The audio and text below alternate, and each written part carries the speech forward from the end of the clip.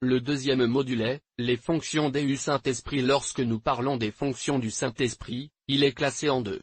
C'est pourquoi vous voyez le S ici, les choses qu'il fait dans votre vie, les choses qu'il ferait dans votre vie.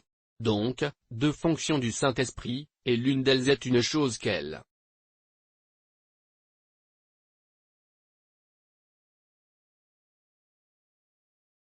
ferait en toi. Le second est ce qu'il ferait à travers vous. D'accord, alors quand nous parlons de ces fonctions du Saint-Esprit, vous savez, comme je l'ai dit dans dans notre cours passé, j'ai mentionné que tout ce qui se passe sur la terre maintenant est le Saint-Esprit. Jésus avait fait son travail et est retourné au ciel, il est celui qui est sur la terre et c'est celui qui continuera à faire jusqu'à l'enlèvement, jusqu'au retour du Seigneur, jusqu'à l'enlèvement vraiment. Alors tout arrive.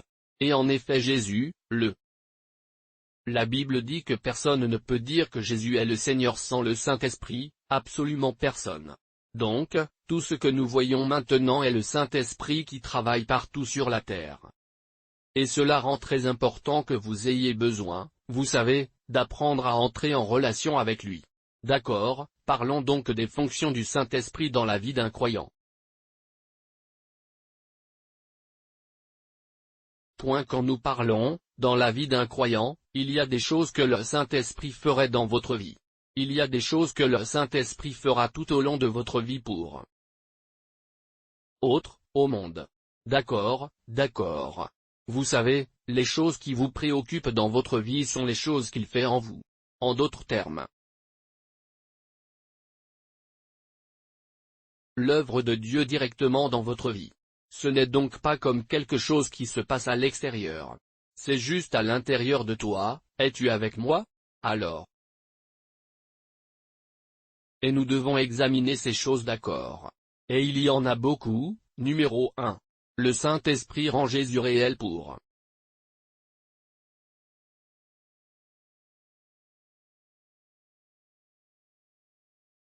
vous, c'est le Saint-Esprit qui rend Dieu réel pour vous, c'est le Saint-Esprit qui rend Dieu réel pour vous. C'est lui qui vous transmet la présence de Dieu. Si souvent tu vois des gens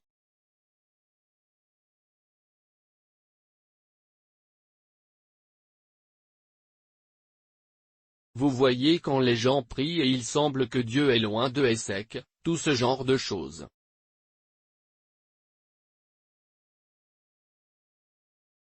Le problème est que vous n'êtes pas connecté au Saint-Esprit. Donc c'est comme s'il n'était pas là et parce que tu n'as pas appris à entrer en relation avec lui par la foi. C'est comme si Dieu n'était pas là, non, pas vrai. Une des choses qui en fait, écoutez, c'est la chose la plus importante pour moi, quand il vient à l'intérieur de toi. L'une des choses qu'il fait, sa présence parce qu'il est Dieu, vous fait prendre conscience de Dieu, vous réalisez maintenant que vous n'êtes pas loin de Dieu, vous n'êtes pas perdu. Cette présence augmentera en intensité en attendant votre communion avec lui, et c'est exactement l'une des choses qu'Adam a perdu, la conscience de Dieu parce que maintenant vous sachez, vous comprenez, très important. Amen. C'est donc l'une des plus grandes choses qu'il fasse, c'est de vous faire prendre conscience de la présence divine. Nombre 2. À l'écoute de Dieu, ce sont des choses qu'il ferait en vous, en d'autres termes, vous ouvrir et vous aider à commencer à entendre Dieu parce que c'est lui qui vous parlera. Donc entendre parler de Dieu vient aussi de cela. Vous savez, les gens commencent à comprendre la voix de Dieu, ça vient aussi de ça. Ça vient de ça aussi. Le prochain, rappelez-vous ce que nous avons dit, c'est que Jésus a dit, il vous montrera, Jean chapitre 6h16 et il vous montrera prendre ce qui est à moi et vous le faire savoir. Il vous montrera en d'autres termes que vous commencez de voir et d'entendre des choses, toutes ces choses viendront de lui. Vous savez, vous le découvrez dans Jean chapitre 16h13 et 14. Alors, à l'écoute de Dieu, souvenez-vous que c'est ce qu'il fait maintenant en vous. C'est entre vous et Dieu, son œuvre dans votre vie. Il vous donnera le pouvoir vient de lui. Acte 1 2.8. Il vous donnera le pouvoir. Ce pouvoir n'est pas seulement pour autant, traitant du péché et de tout ce que vous comprenez. Alors il va te donne le pouvoir, il témoigne par ton esprit que tu es l'enfant de Dieu. Beaucoup de gens ne sont pas sûrs d'appartenir à Dieu, mais Romains 8 verset 14 nous dit que si vous lisez à partir du verset 12, les versets 14, 13, 14 et environ 15 parlent d'héritier conjoint. Vous savez, vous êtes un héritier, un co-héritier. Et l'Esprit de Dieu rend témoignage à notre esprit et nous crions à Dieu et parlons de Père. C'est donc lui qui vous confirme que vous êtes l'enfant de Dieu. Il rend Jésus réel pour toi. Il vous parle, il vous donne du pouvoir, il vous fait savoir avec certitude que vous appartenez à Dieu. C'est son travail à l'intérieur de vous. Et pas seulement cela, l'amour de Dieu vient. Vous savez, il y a deux sortes d'amour.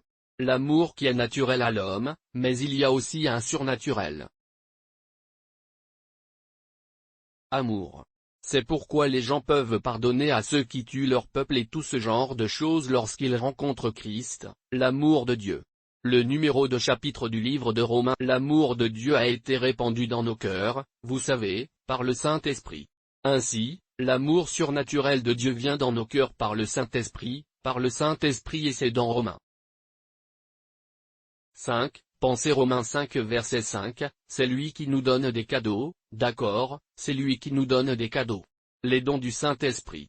C'est si vous trouvez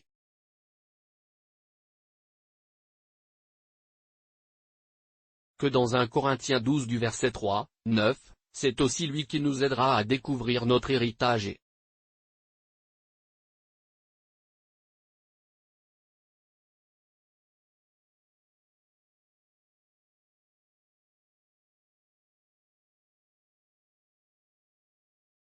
prenez notre héritage en Christ. Vous voyez, le jour où vous êtes né de nouveau, il y a certaines choses que Dieu a pour vous, qui vous appartiennent. Alors il nous donne des cadeaux, d'accord, et il nous aide à obtenir notre héritage, à recevoir notre héritage. Il y a des choses que Dieu a pour vous, vous savez, 1 Corinthiens chapitre 2 verset 11 à 13 est là. C'est aussi lui qui manifestera le fruit du Saint-Esprit, d'ailleurs on l'appelle le fruit du Saint-Esprit. C'est le personnage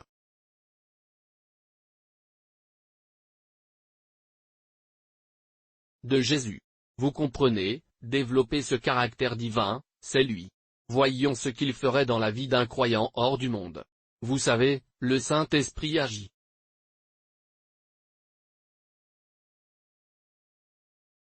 dans le monde à travers nous. Par exemple, lorsque nous prêchons, dit la Bible, il convaincra le monde de péché, il convaincra le monde de justice, il apportera le jugement. Bon alors. Pour que le Saint-Esprit juge ou condamne comme des pécheurs ou peut-être que quelqu'un doit parler, quelqu'un doit prêcher. Mais c'est donc à travers vous maintenant. Ok, il marche. À travers vous pour toucher ces gens, savez-vous, beaucoup de gens peuvent vivre loin, ils ne savent pas vraiment que c'est mal parce qu'il y a des gens qui ne sont jamais allés à l'église de toute leur vie. Tu ne sais pas, ne pense pas parce que tu es chrétien qu'on t'a pensé depuis petit, ne fais pas ceci, ne fais pas cela. Il y a des gens qui vivent comme ça. Peut-être certains, c'est celui qu'ils voient là, la seule chose qu'ils connaissent c'est la loi, le gouvernement par ici, par l'autre, tu comprends? C'est comme ça qu'il faut. C'est comme ça. Une de mes filles une fois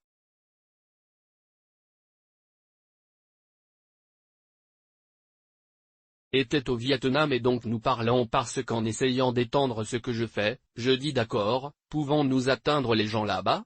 Je dis trouver le pourcentage de chrétiens. Elle a dit que les chrétiens devraient représenter environ 3 à 4%, les bouddhistes environ 4% ou à peu près, l'islam environ 1 ou 2%, tous ensemble en point donc, mais l'ensemble des 80 quelque chose à 90% de la population n'appartient ni à Dieu ni aux autres, c'est-à-dire qu'ils sont juste là. Je ne pouvais pas imaginer des âmes vides, des âmes vides. Alors quand vous prêchez, c'est le Saint-Esprit qui convainc quoi? Qui leur fait réaliser qu'ils ont besoin de quoi? Saluer. Où ils se dirigent est la destruction. ce n'est pas vraiment ce dont vous parlez parce que vous pouvez parler de cette chose et la personne vous écoutera et dira de quel genre de bêtises parlez-vous et s'en ira. Mais vous parlez, il a un moyen d'en faire une réalité, en eux ils l'obtiennent. C'est donc le Saint-Esprit qui convainc le monde de péché et il le fait à travers nous. Point le deuxième, est de justice. La justice ici est celle qui aide les gens à voir leurs besoins de la justice de Dieu. Alors la condamnation de la justice traite, vous savez, de leurs besoins de justice.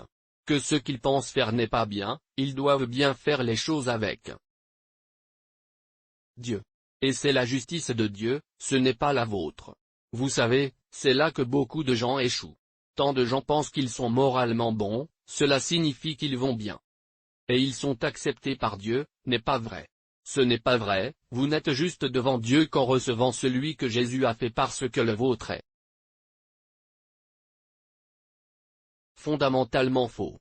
C'est comme une maison dont la fondation a un problème.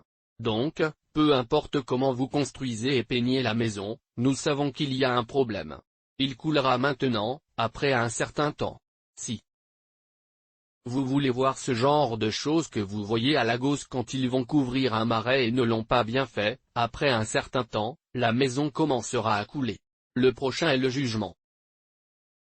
Jugement, c'est par la puissance du Saint-Esprit que le diable est condamné, le diable est chassé et tous seront chassés, c'est le Saint-Esprit, la puissance du Saint-Esprit. Jean chapitre 16, permettez-moi de vous lire, à partir du verset 8. Et quand il sera venu, il convaincra le monde de péché, de justice et de jugement.